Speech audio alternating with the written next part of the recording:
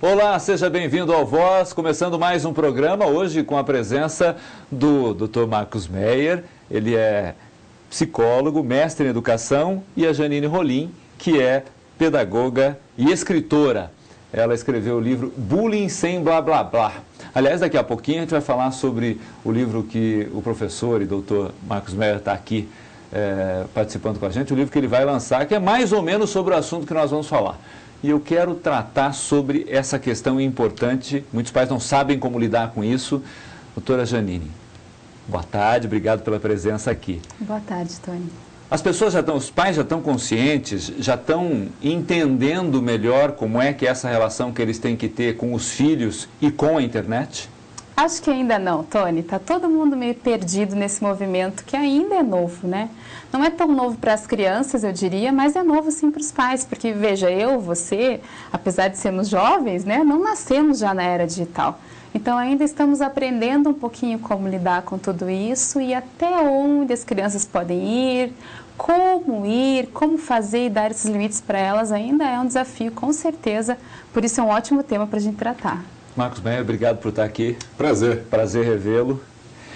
E aí, o desafio dos pais neste momento, qual é? Primeiro é entender a internet, né?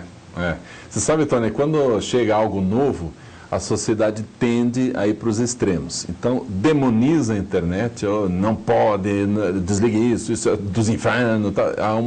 Há um exagero de um lado, ou o outro lado que acontece, deixa tudo à vontade. Deixa a criançada do jeito que quiser, quanto tempo quiser, porque isso é moderno, porque assim as crianças aprendem melhor.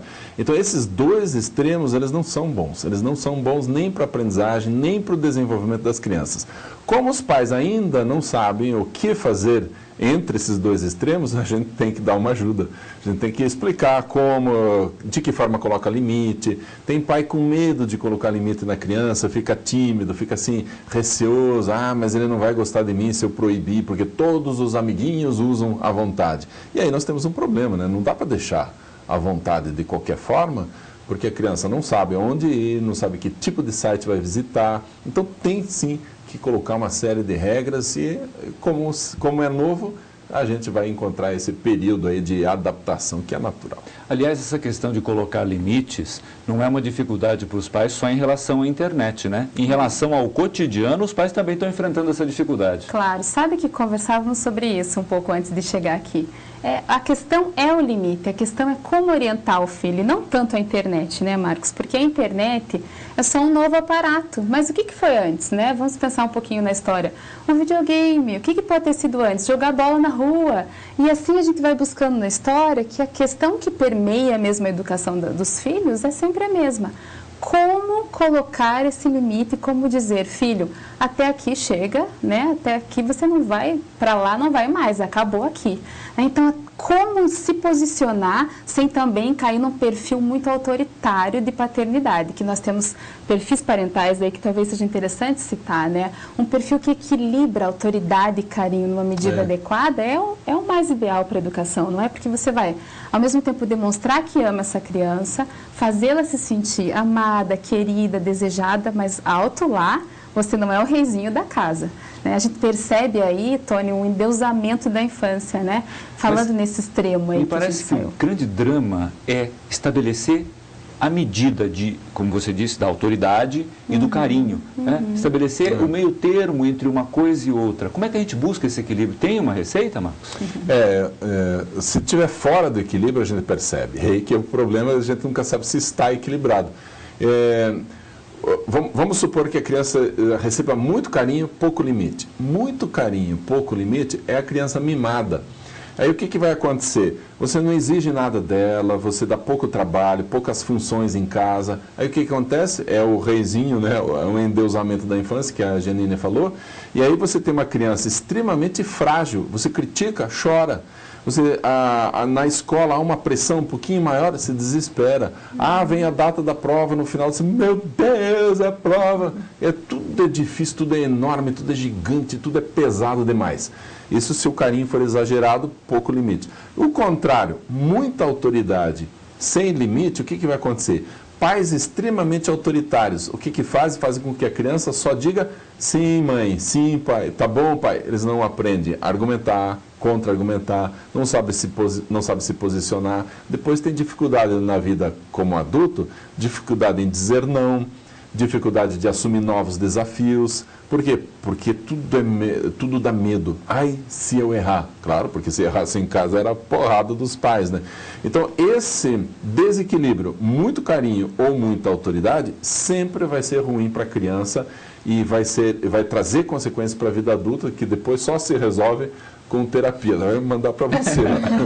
Então, nós temos que ter esse equilíbrio. E aí, Tony, o achar o equilíbrio não é fácil. A gente tem que ir meio no instinto. Mas, na verdade, talvez a balança possa até pender para um lado ou pender para o outro. A busca é que é necessária, é isso? Claro, e há momentos e momentos. Acho que é importante colocar isso também.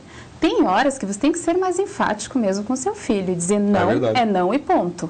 E tem outros momentos, tanto da maturidade da criança, como momentos de vida em que você vai argumentar. Por exemplo, tem mãe, tem pai argumentando com um bebê de 2 anos se vai pôr ou não a blusa de frio, se vai pôr a touquinha quando está 9 graus lá fora.